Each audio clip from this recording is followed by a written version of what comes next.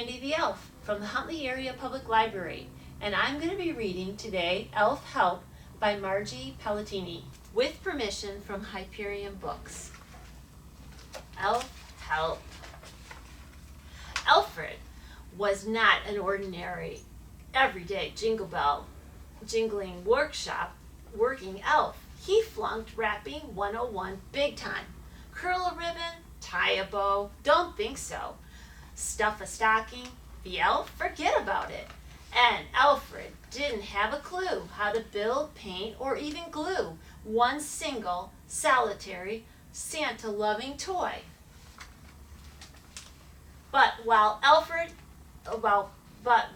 Arnold Elf was Santa's #1 toy stacker, and Andrew Elf was Santa's #1 toy packer, it was Alfred E. who was the one and only whiz of a wonk computer hacker. At least he wanted to be. Actually, Alfred worked in the mailroom, but he was an elf with some Christmas dreams of his own, and plans, big plans.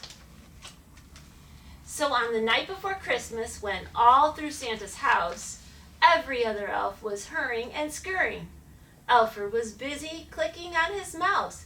Clickety-click-click, clickety-click-click, Alfred! Clickety-click-click, clickety-click-click, Alfred! Clickety-click-click, Alfred! Orcott J. Elf, Chief Elf of Operations, was not very merry. He folded his arms and tapped a curled toe. Elf, you're late, said the CEO. Where's Santa's list of toys for all the good girls and boys? The big guy is dashing off in 5 minutes. Jingle those bells and mistletoe it up to the roof and move it. Alfred gulped. His toes tingled. This was his big chance, but could he? Would he? Should he? An ordinary, old-fashioned Christmas list for Santa this year? No siree. He'll show 'em. Alfred opened his frosty windows and searched for his special super-duper elf file. He scanned, he scrolled, he rolled, and with a quick double click, he did a download on his elf code, and he was Alfred E. Elf, reporting front and center. Santa, sir, presenting the St. Nick Net Mega Merry Christmas Cyber Santa Christmas list, completely holiday high-tech. Santa nosed up with his specs, and he stared at the shiny silver disc. Oh. 'Tis truly, oh boy. Go ahead. Reset. 'Tis totally Yule-proof, sir, said Alfred. Elf guaranteed. I made the list, checked it twice, found out who was naughty, and found out who was nice. Santa scratched his chin and he rubbed his belly. Did he really hear what he had heard? Santa online? I raised my eyebrows. This is totally absurd, Elf. Did you see when they were sleeping? Did you know when they were awake? Alfred nodded. And I know if they've been bad or good. My elf check is good, for goodness sakes. I logged in each and every wish from each and every tot. Skates, dolls, books, blocks. Yep, I gave it my best. Alcott rolled his eyes and mumbled, Holy holiday, this is Elf. He's out to lunch. Oh. Face the facts, Chief, said Alfred. It's the new millennium. Time for Santa to surf the net. Weave a web, disc the disc. I've got the old sleigh totally wired with RAM and ROM, and more bit and byte than Vixen and Blitzen can nibble, munch, or chew. Trust me, Mr. C, it's you. It's you. It's really you. Whoa, Santa looked down, dizzy. Yes, Alfred, hold your horses and rein in Rudolph. Cyber Santa, indeed. Alcott shook his head and whispered to Santa, leaned in his ear and said, "Sorry, sir, a valley elf? I'm afraid he's just not the North Pole material." "Oh no," Santa said with a twinkle. "The sprite's got spirit. I'm on line with you, Alfred."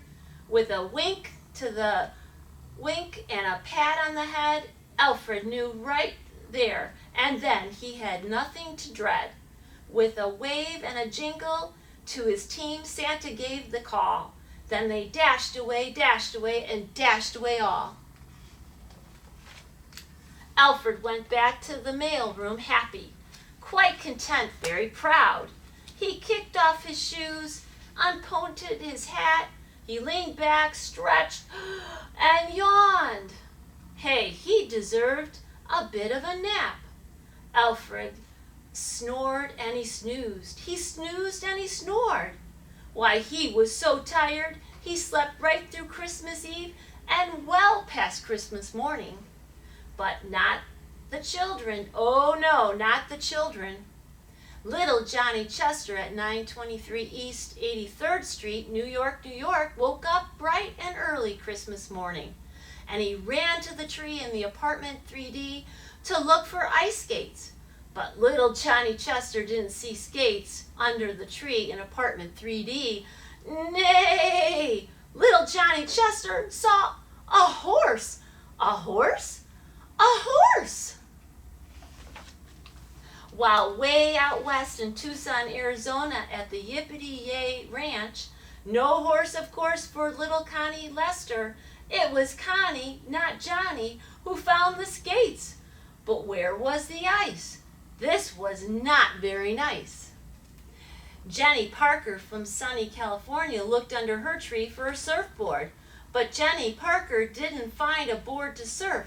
It was up in Nome, Alaska, on Kenny Barker's snowy turf. Jenny Parker got skis. Skis? Oh, geez Louise. It was Mary Louise Miller who got long woolly socks, while Gary Lewis Diller got a bunch of cuckoo clocks. And poor Mikey Stiller got somebody's, who knows whose, rocks piled high in a box. Moms and dads were not amused at all. It didn't take long before Alfred's fax machine was humming, and messages were coming fast and furious, and his email was stuffed full with parents' not so cheery chatter. Alfred jumped to his feet when he heard all the clatter. He ran to his computer to see what was the matter, and he clicked on his frosty windows. The Alfred E. line blurped and burped, beeped and flashed. Oh no, this was terrible. His computer had just crashed. "What's going on here?" shouted Elcott J. Elf. Just a bit of a meltdown, Chief.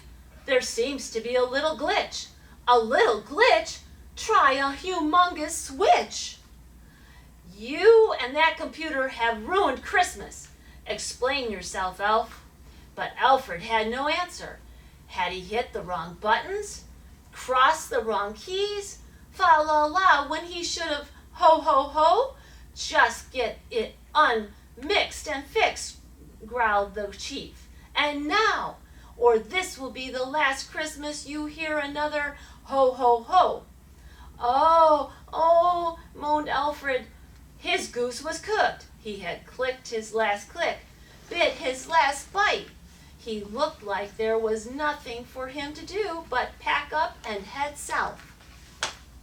And then, just as Alfred stuffed his last striped stocking into his sack, and Alcott J. was showing him the door, a little white note floated down from Santa's old mail chute. "Look, Chief," cried Alfred, reading the letter. Look, Christmas wasn't ruined after all." "One letter, Alfred?" said Alcott, very unimpressed. "One puny little note, and you think that closes the book on this boo-boo? No way." Alfred stood under the mail chute and looked up. "Wait, I beg your pardon, Elf, shouted Elcott. I mean, way, Chief! Move out of the way! Way out of the way! Alfred cried, running for cover.